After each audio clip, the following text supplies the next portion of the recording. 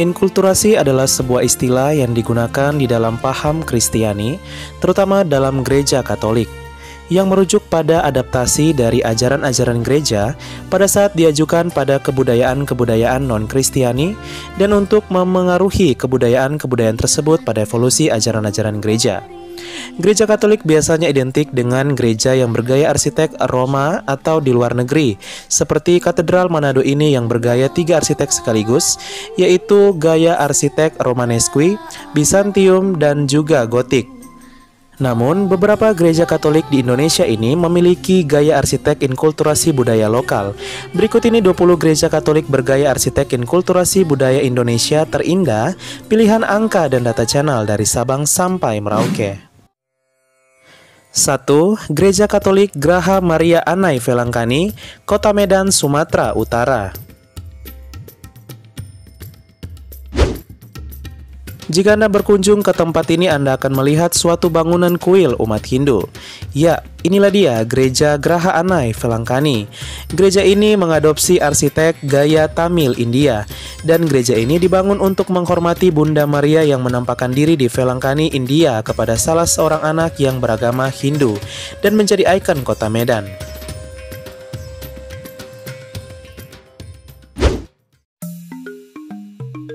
2. Gereja Katolik Paroki Santo Fransiskus Asisi Brastagi, Kabupaten Karo, Sumatera Utara. Gereja inkulturatif ini benar-benar mengagumkan. Arsitektur dan pola bangunannya akan membuat Anda terpesona. Didirikan dengan arsitektural budaya asli Karo, gereja paroki inkulturatif ini tepat berada di tepi jalan besar raya lintas Karo Medan. Bentuk bangunannya juga tak jauh berbeda dengan rumah adat yang biasa kita temui di Tanah Karo. Dan salah satu daya tarik dari gereja ini adalah ornamen yang menghiasi setiap inci bangunan, benar-benar memuat kebudayaan Karo.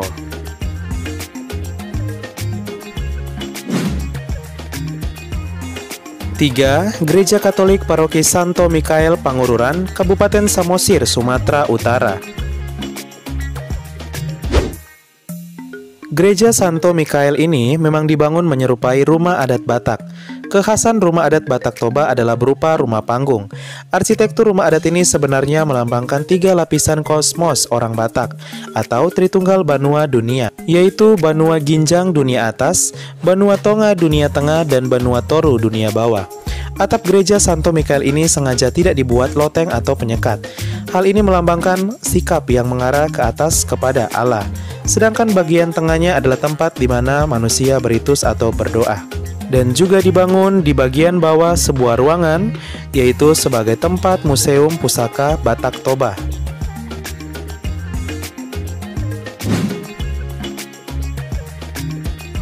4. Gereja Katolik Paroki Katedral Santa Teresia Kanak-Kanak Yesus, Kota Padang, Sumatera Barat.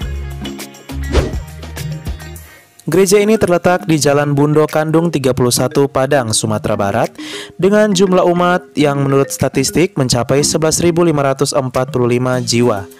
Gereja ini memiliki keunikan yaitu perpaduan antara gaya arsitek gereja dan juga gaya arsitek budaya Minang, di mana pada bagian depannya bisa kita lihat gereja ini juga memiliki perpaduan antara budaya Minang. Selain itu, seperti diketahui, Padang merupakan ibu kota daripada Provinsi Sumatera Barat yang mayoritas adalah suku Minangkabau.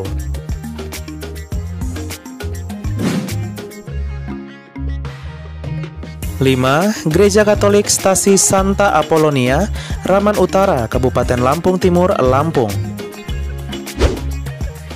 Gaya arsitek daripada gereja stasi ini dapat kita lihat pada perpaduan antara gaya arsitek daripada budaya Hindu Bali dan juga budaya Lampung. Pada bagian atasnya terdapat patung Bunda Maria, dan di bawahnya terdapat gambar Roh Kudus, dan di depannya terdapat 2 patung Orang Kudus, dan di tengah-tengahnya terdapat salib Tuhan Yesus, yang semakin menambah keindahan antara perpaduan kekhasan gereja, budaya Hindu Bali, dan juga budaya Lampung itu sendiri. Seperti yang kita ketahui, masyarakat di Provinsi Lampung juga banyak yang berasal dari transmigran asal Provinsi Bali.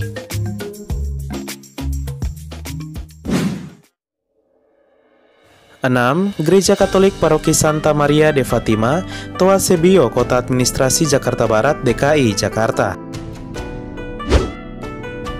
Gereja dengan atmosfer oriental berdiri cukup kokoh di kawasan Glodok, Jakarta Barat, yang dikenal sebagai salah satu kawasan pecinan atau Chinatown di Jakarta. Gereja ini menjadi saksi sejarah orang-orang Tiongkok yang sudah tinggal di sebelah timur Muara Ciliwung yang jauh sebelum Belanda membangun Batavia pada tahun 1619. Gereja ini mempertahankan gaya bangunan khas Fukien atau Tiongkok Selatan, dan gereja ini termasuk sebagai cagar budaya Provinsi DKI Jakarta pada tahun 1972 yang harus dilindungi keberadaannya. Jika dilihat dari jauh, gereja ini tampak seperti tempat ibadah umat Konghucu atau Klenteng atau wihara bagi umat Buddha. Namun, inilah dia Gereja Santa Maria de Fatima yang unik dan berbeda dari kebanyakan arsitektur gereja di Jakarta.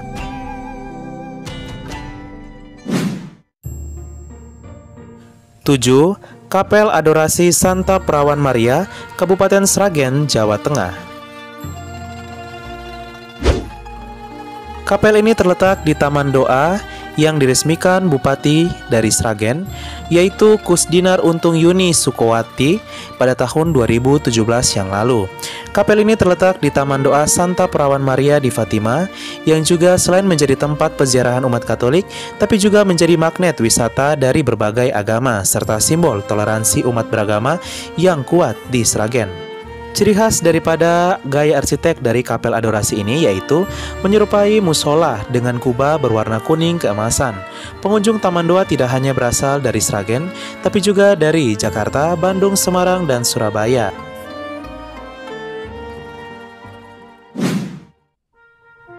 Delapan, Gereja Katolik Paroki Hati Kudus Tuhan Yesus Ganjuran, Kabupaten Bantul, Daerah Istimewa Yogyakarta. Keunikan gereja Ganjuran ini memiliki 3 gaya arsitek sekaligus, yaitu arsitek bergaya Jawa, bergaya juga Hindu, dan juga bergaya Eropa. Di kompleks gereja ini terdapat sebuah candi yang bergaya arsitek Hindu. Candi ini bernama Candi Hati Kudus Yesus yang dibangun pada tahun 1927.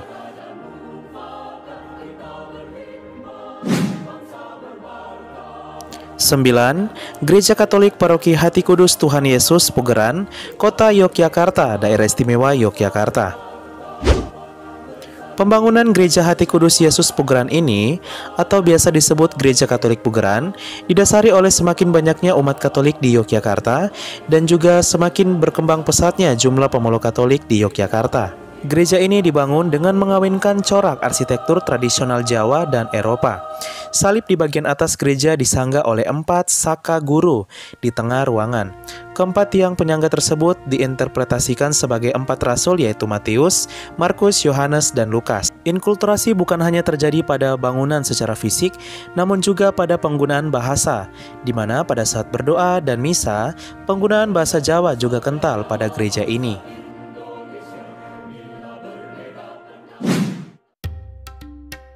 10. Gereja Katolik Stasi Santa Maria Pohrasang, Kabupaten Kediri, Jawa Timur.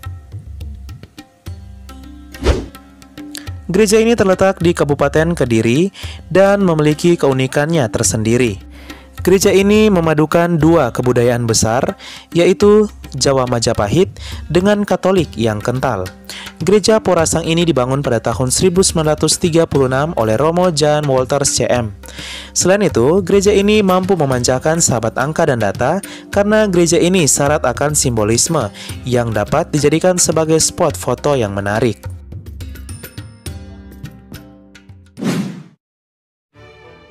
11. Gereja Katolik Paroki Katedral Santo Yosef, Kota Pontianak, Kalimantan Barat. Gereja yang diresmikan pada 19 Desember 2014 ini oleh Gubernur Kalimantan Barat saat itu, yaitu Cornelis, merupakan gereja Katolik yang juga menjadi ikon daripada kota Pontianak dan menjadi gereja terbesar di Asia Tenggara. Keunikan daripada gereja ini terlihat pada karya arsiteknya. Selain memadukan karya dari arsitek gaya Eropa, tapi juga memadukan karya arsitek dari budaya Dayak itu sendiri. Gereja ini menjadi simbol kebudayaan dan juga simbol toleransi yang begitu kuat di kota Pontianak. Gereja ini juga terletak di pusat daripada Provinsi Kalimantan Barat dan menjadi pusat daripada Keuskupan Agung Pontianak.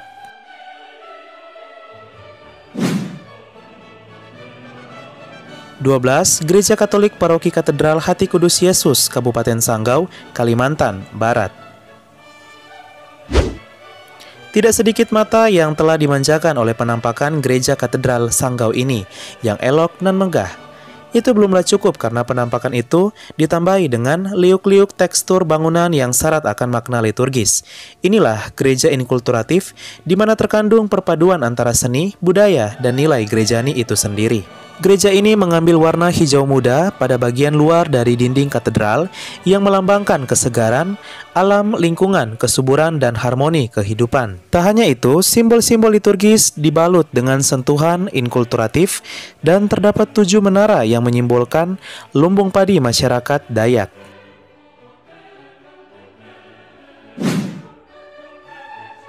13. Gereja Katolik Paroki Santo Montfort, Badau, Kabupaten Kapuas Hulu, Kalimantan Barat. Keunikan gereja ini sangat khas daripada gaya arsitektur Dayaknya yang sangat kental. Paroki ini merupakan paroki yang termasuk dalam wilayah Keuskupan Sintang. Paroki ini diresmikan dan bersamaan dengan peresmian pastoran yang baru pada tahun 2012 dan pada tahun 2014 diresmikanlah gereja yang baru yang diresmikan langsung oleh Gubernur Kalimantan Barat saat itu Dr. Andes Cornelis MH dan diberkati oleh Uskup Agung Pontianak sekaligus Administrator Apostolik Keuskupan Sintang Monsinyur Agustinus Agus.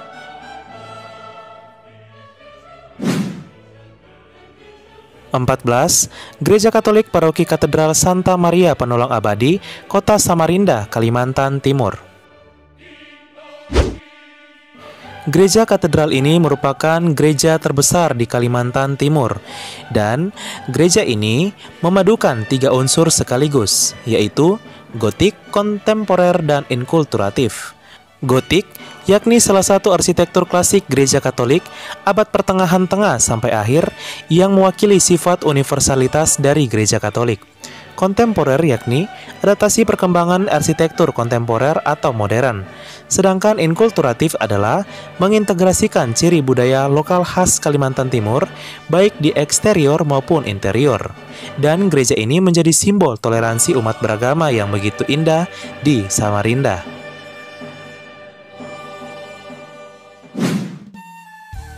15. Gereja Katolik Paroki Santa Teresia, Rantepao, Kabupaten Toraja Utara, Sulawesi Selatan. Gereja Katolik ini terletak di ibu kota Kabupaten Toraja Utara, yaitu Rantepao. Gereja ini merupakan gereja paroki yang masuk wilayah Keuskupan Agung Makassar. Ciri khas yang sangat kental daripada gereja ini yaitu gereja yang bergaya arsitek Toraja itu sendiri. Dan di dalam gereja ini juga memiliki misa yang berbahasa Toraja dan juga sangat kental dengan budaya Toraja yang semakin membuatnya menjadi indah. Perpaduan antara budaya Toraja dan gereja itu sendiri.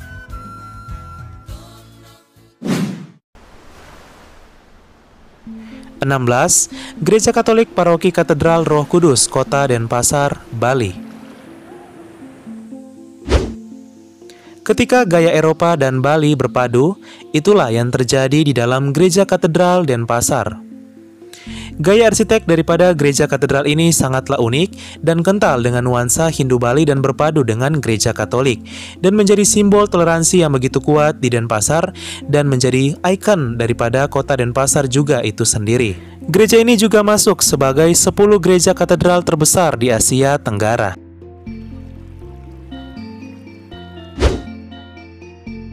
17. Gereja Katolik Paroki Roh Kudus, Babakan, Kabupaten Badung, Provinsi Bali. Sudah tidak asing lagi jika Bali merupakan provinsi yang sangat kental akan budayanya. Saking kentalnya, bangunan-bangunan tidak hanya pura, tapi juga gereja-gereja yang ada. Ya, salah satunya juga Gereja Paroki Roh Kudus Babakan ini. Gereja ini memiliki arsitek yang sangat kental akan budaya Hindu Bali dan juga gereja Katolik. Dan menjadi gereja yang memiliki nuansa yang begitu kental akan suasana Hindu Bali dan suasana Bali yang begitu tenang dan sejuk.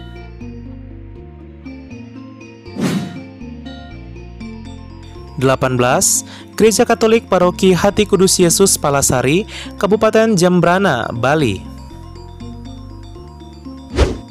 Masih berada di Provinsi Bali ya, inilah dia gereja Katolik yang memiliki arsitek khas Hindu Bali dan juga gaya gotik.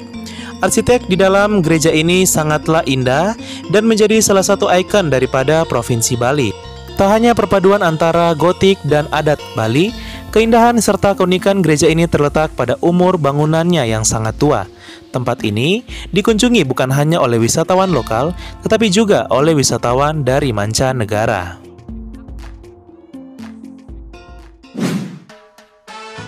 19.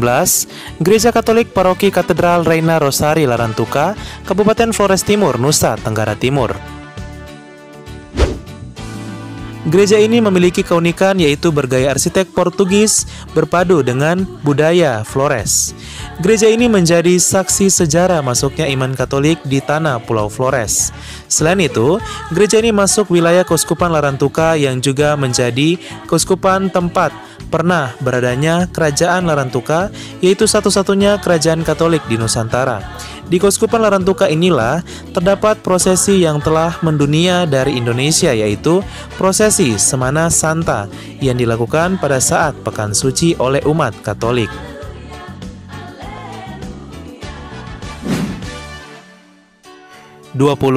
Gereja Katolik Paroki Katedral Salib Suci Agats, Kabupaten Asmat, Papua.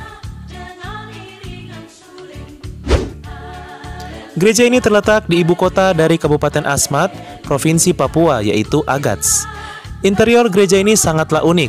Gereja ini mewujudkan simbol-simbol yang dimiliki oleh budaya suku Asmat dengan simbol-simbol keagamaan Katolik, misalnya dalam bentuk dan interior gereja. Dibangun berbentuk rumah adat Asmat, bangunan gereja ini sangatlah unik.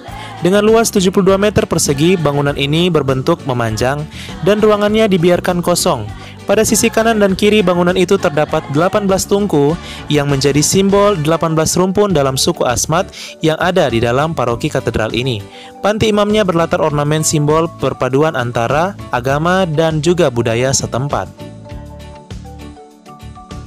Ya, sahabat Angka dan Data Channel, itulah dia 20 gereja dengan gaya arsitek inkulturasi budaya Indonesia atau budaya lokal dan terindah dari Sabang sampai Merauke. Wah, tak kalah keren ya gaya arsitek dari Indonesia.